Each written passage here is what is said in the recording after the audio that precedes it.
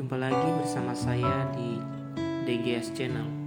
Pada kesempatan ini, kami akan mengangkat tokoh pejuang kemerdekaan yang berasal dari Pulau Nias. Saunigeho adalah salah satu tokoh pejuang kemerdekaan yang berasal dari Pulau Nias yang sampai sekarang belum diangkat menjadi pahlawan nasional. Saunigeho lahir di desa Orahili, Nias Selatan, Sumatera Utara. Ia salah seorang tokoh pejuang yang melawan penjajah Belanda.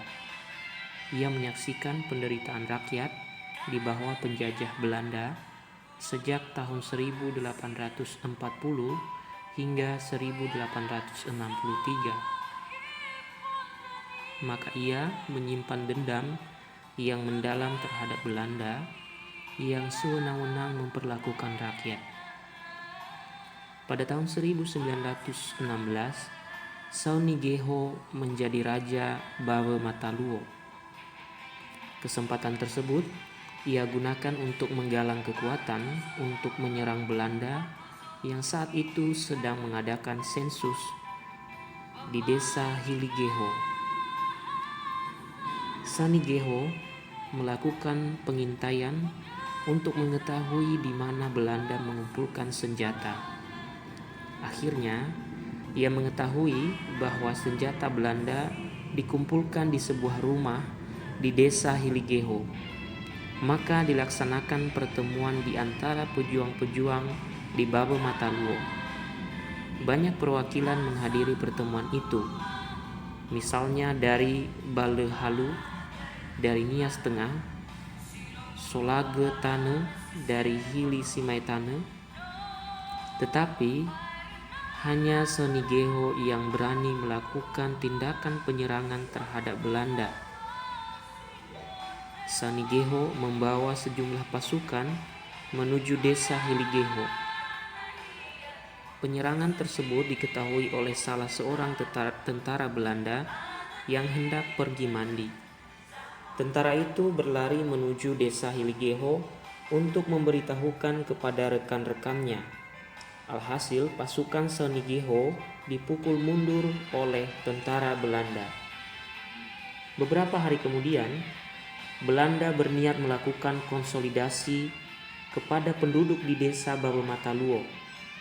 Namun mereka mempunyai maksud lain untuk memaksa Saunigeho tunduk.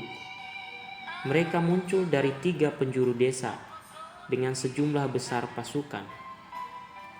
Salah seorang tentara Belanda naik ke Omo Nivolasara untuk berunding dengan Raja Saunigeho.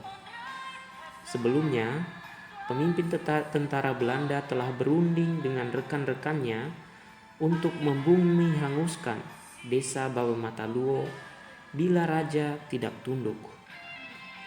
Apabila ada suara letusan, maka itu pertanda raja tidak tunduk dan desa tersebut harus dibumi hanguskan. Demi keselamatan rakyat, maka raja menyerah kepada Belanda dengan beberapa perjanjian yang harus dipatuhi oleh Belanda, yakni menghapus perbudakan, menghapus cara memelihara babi di kolong rumah, dan menghapus cara penguburan yang disanggah di atas tanah. Akhirnya, Raja Saunigeho ditangkap dan dibawa ke Gunung Sitoli. Kemudian tentara Belanda memberikan syarat kepada warga desa Babe Mataluo, jika ingin Raja Saunigeho bebas, maka warga harus menyelesaikan pembangunan jalan dari Lehe sampai Lagundi.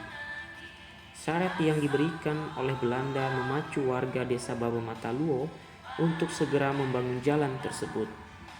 Pembangunan jalan dari Lehe ke Lagundi dipimpin oleh Faciako Salege Mainamele, menantu dari Fahoi, saudara Raja Saunigeho.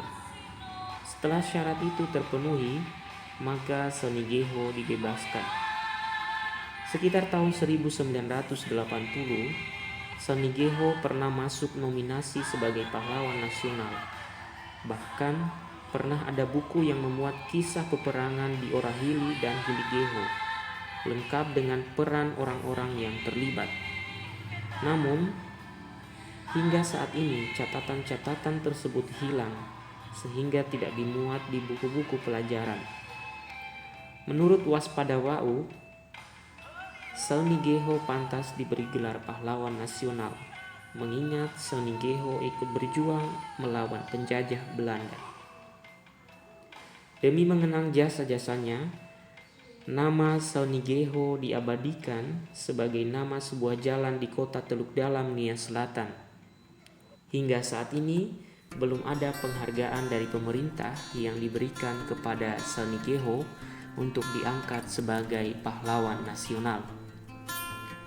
Demikianlah pembahasan kita kali ini berkaitan dengan pejuang kemerdekaan yang berasal dari Pulau Nias.